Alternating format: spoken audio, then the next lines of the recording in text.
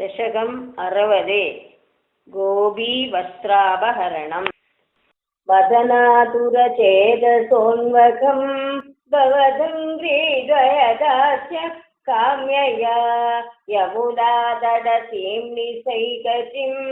तरणाक्षो गिरिजां समार्चितं तव नामकदारदासमं सुदृशप्रादरुपगदानतिम् उपहारसजैरपूजयन् दयितो नन्दसुतो भवेदिति इति मासमुपाकृतव्रताः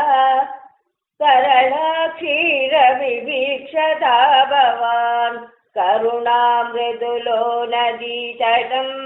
समयातीतदनुग्रहेशया नियमावसितौ निजाम्बरं तडसीमन्यवमुख्यता सदा यमुना जलकेलनाकुलाः पुरतः स्वामवनोक्यलज्जिताः प्रभया नमिताननास्वसो वनिता स्वम्बरजालमन्दिके निशितं परिगृह्य भूरुः विडपं त्वं दरसाधिरूढवान् विगतावधुरेत्यनीयतां वसनं वा सुदृशो यथागतम् इति नर्ममृदुस्मिते त्वयि प्रुवजिव्यामुमुखे वधूजनैः अयि जीवचिरं किशोरिणा सवदाधीरवशीकरोषि किं प्रदिशाम्बरमम्बुजे क्षणेति उदितस्त्वं स्मिरमेव दत्तवान् अधिरुह्यतटं गताञ्जलिः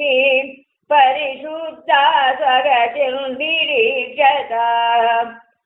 वसनान्नखिलान्यनुग्रहं पुनरेवं गिरमभ्यदामुदा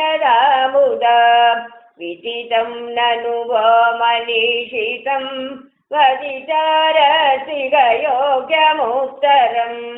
यमुना पुलिने सचन्द्रिकाः क्षणदायित्यबला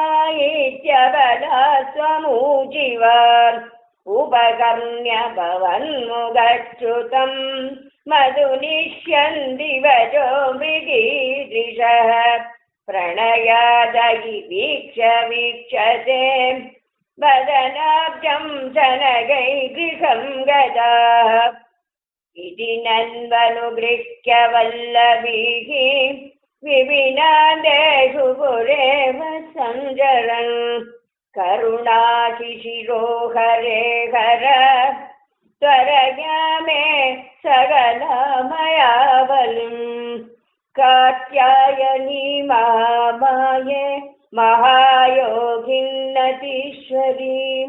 नन्दगोपसुतं देवी पतिं मे कुरुते मम ॐ श्री गोपीकृष्णाय नमः सर्वत्र गोविन्दनाम संकीर्तनं गोविन्द गोविन्द।